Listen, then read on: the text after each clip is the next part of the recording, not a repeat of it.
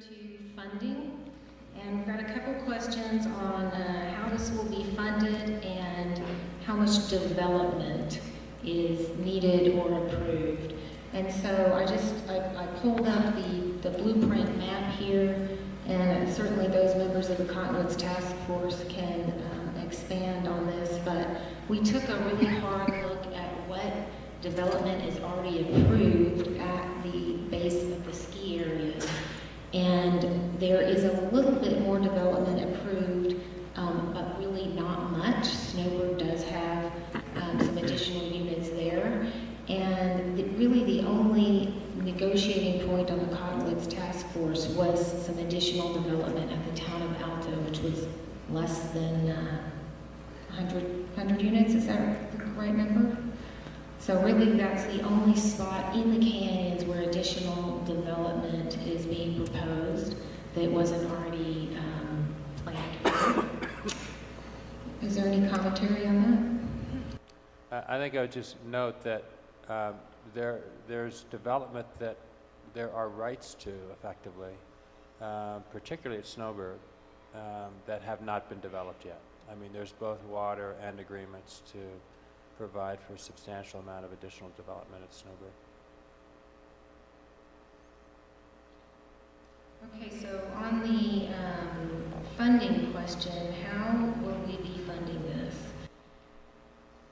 So in the next phase of the study, we will be looking at a detailed economic benefits study to understand all of the economic benefits of the blueprint. And from the economic experts that we have talked to in the tourism industry and the real estate industry, they've seen a lot of benefits for what's been proposed here, just in the increased accessibility between economic centers and mountain destinations, and being able to compete in a global market moving into the future. The connectivity is really important. So we want to understand what those economic benefits are in the future, and that's what we'll be tapping into in order to create a detailed funding plan in the next phase. Any panel comments on funding? From the Forest Service standpoint, as we look at changing the trail network and changing our recreation infrastructure, we have some money to do some of that, although it's limited. So we'd be looking to find partnerships as we reroute our trail system into something that the group has identified that is a more intelligent, systematic trail system, that's a linked up trail system. We'd be looking at even some of the existing partnerships we have now. We work very closely with Cottonwood Canyons Foundation. They bring in a lot of volunteers. We get trail grant money from a variety of different entities.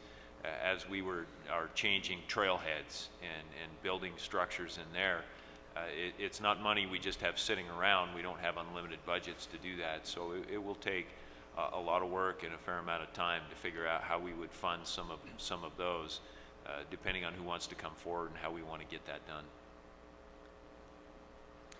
Again, I would just add in terms of if there is another phase of this, going forward with environmental impact statement, there would also be a series of other